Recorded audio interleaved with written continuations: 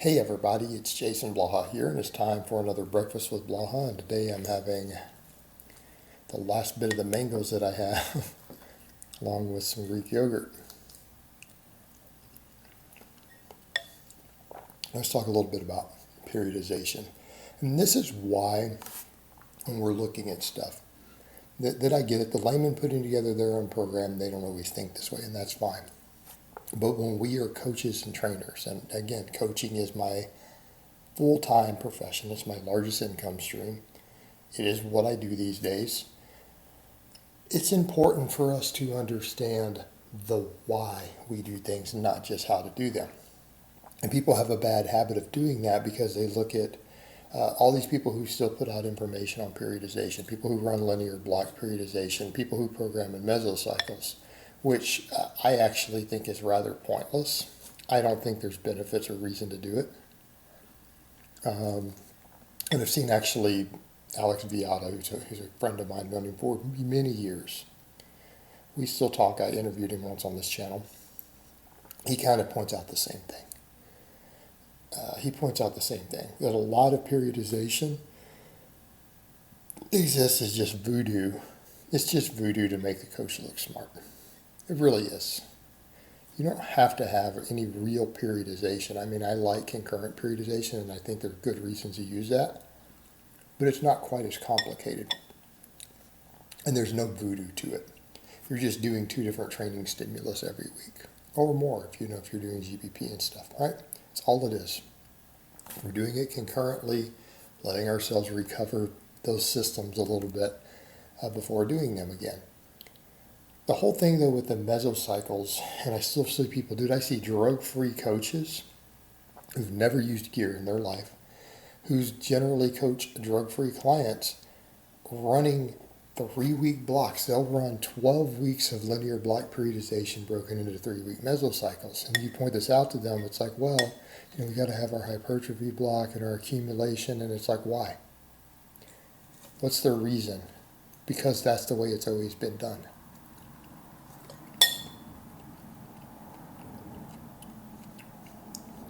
That's not a good reason. All right, here's the other thing. The thing that gets used to justify it is the law of accommodation, which means the third time in a row that we get a training stimulus, it's pretty much done. It's no longer causing an adaptation. In other words, you bench press 135 pounds for 3 sets of 10, 3 different workouts. You're not going to get any more muscle or strength from it after that. That's it. It's caused its adaptation. Every time you get the same stimulus, you get a less robust training response. The idea is that you should be able to do more work after that. But if you don't, there's no benefit. Same thing with running. Let's say that you run a kilometer in 6 minutes, and you keep doing 6-minute kg runs, right? And that's all you're running for the day. After the 3rd time doing it, you stop adapting. You don't get any better, right? You don't get any better. So how do people then say, oh, well, 3 workouts? That's still, we're getting around a repeat bout effect. But then they'll do two lower body days. They'll have 2 squat days. They'll have 2 bench days in there. Are you running a bodybuilder bro split? Because if you're not running a bodybuilder bro split, where you're only training this stuff once a week, and we could say the same thing. I mean, you could pull this off the conjugate, right? Because all 4 of our days are different. Our 2 upper and our 2 lower days are different. They're individual training stimulus. But we're rotating those all the time anyways. Right? Other than the speed work, it's being done in 3-week waves, oftentimes. But it's only done once a week. All right, I'm doing 3-week blocks because of the 3 weeks from the law of accommodation. It only works if you're only inducing that training stimulus once a week? What if you're squatting heavy twice a week? Well, now the 3-week no longer works, does it? It gets thrown out the window. It's done. So that's not a justification. That's a justification for 3 workouts. It's not a justification for 3-week blocks. It only works. It's only a justification, again, if you're doing it that way. So where do the 3 weeks come from? It comes from steroid cycles.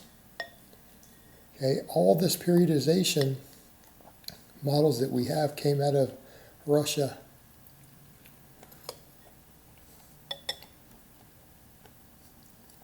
Came from the Russian coaches. Right, here's the issue.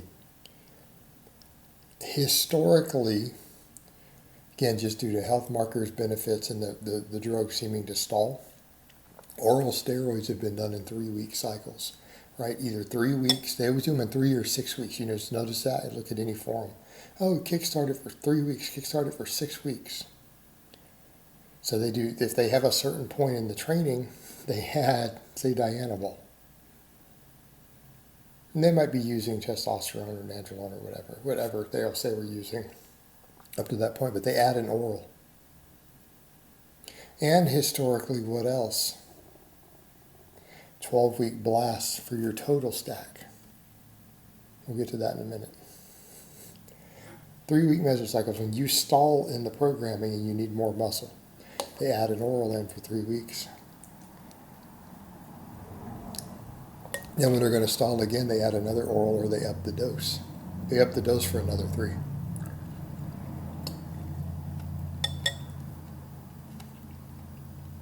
Those are the original Russian drug protocols. Hence, everything's done in 3-week mesocycles.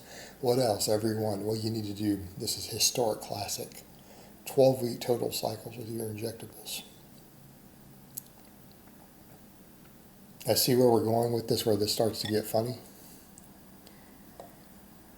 12-week bulks, instead of saying, hey, I should just bulk for a whole year, slow gain to gain muscle. All right, 12-week bulk.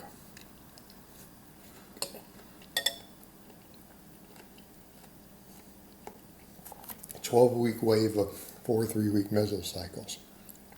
Yeah, because they're pen and test for 12 weeks straight. That's their blast, a 12-week blast. That's where all this stuff comes from. All of this programming, that people call it modern, it's not modern. It's older than I am. And I'm in my 40s. All this periodization models, and even the idea of bulking 12 weeks, 3-week mesocycles, all comes from old school steroid protocols. And if you're not using those drug protocols, especially if you're completely drug-free, there's no reason you're not locked into these rules. Okay? And that's the point I want to make here. There's no justification for them outside of the drugs. All right, guys, well, that's really all I have to say on that today. I hope it's been informative, and I will talk to you guys next time.